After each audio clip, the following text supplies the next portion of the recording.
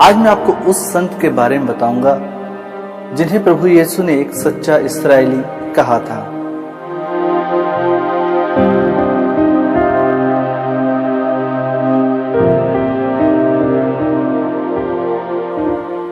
क्रिस्त में प्रिय भाई और बहनों, हर साल 24 अगस्त को संपूर्ण कलीसिया संत बर्थोलोमेव का पर्व मनाती है। संत बर्थोलोमेव का जन्म 1 ईस्वी के लगभग हुआ था। वे काना के निवासी थे।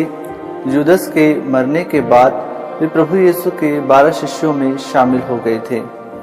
उनके पिता का नाम तलमोई था। उन्हें तलमोई का पुत्र भी कहा जाता है। कई विद्वानों के अनुसार यह वही है नथाएल जिसे प्रभु यीशु ने सच्चा इस्राएली कहकर पुकारा था, और इसे हम यूहन्ना के सुसमाचार में पढ़ सकते हैं। संत नथाएल एक इस्राएली थे और उन्हें धर्म ग्रंथ की पुस्तकों का ज्ञान था। उनकी बातों से यही पता चलता है कि वे मुक्तिदाता की प्रतीक्षा में थे, और जब वे अपने मित्र फिलिप्स के द्वारा सुनते हैं कि उन्हें एक मुक्तिदाता मिला है, जैसा कि धर्म ग्रंथ की पुस्तकों में लिखा है, जैसा कि मूसा ने हमें बताया है, उसी तरह के गुण, उसी तरह की बातें उन्हें प्रभु यीशु में दिखाई देती है।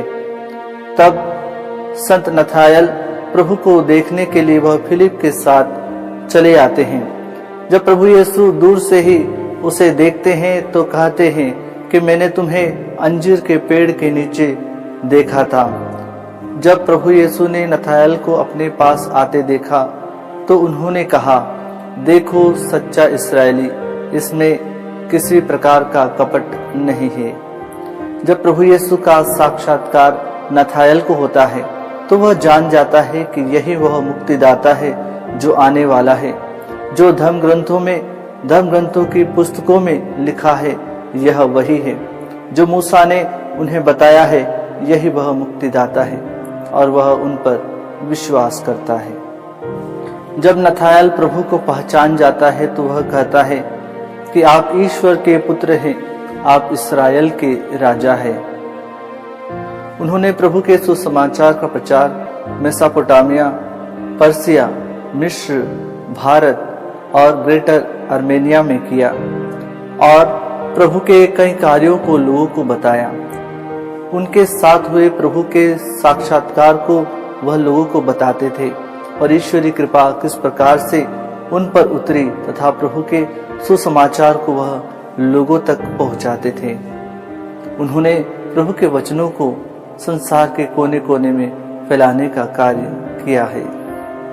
आइए क्रिस्त में प्रिय भाई और बहनों, आज हम विशेष रूप से संत बर्थोलोमेव के माध्यम से प्रार्थना करें। जिस प्रकार से प्रभु को देखकर उन्होंने पहचान लिया, हम भी प्रभु को अपने जीवन में पहचाने, उनके कार्यों को पहचाने, ताकि प्रभु हमारे जीवन को पवित्र बनाए और लोगों के हित के लिए हम कार्य कर सकें।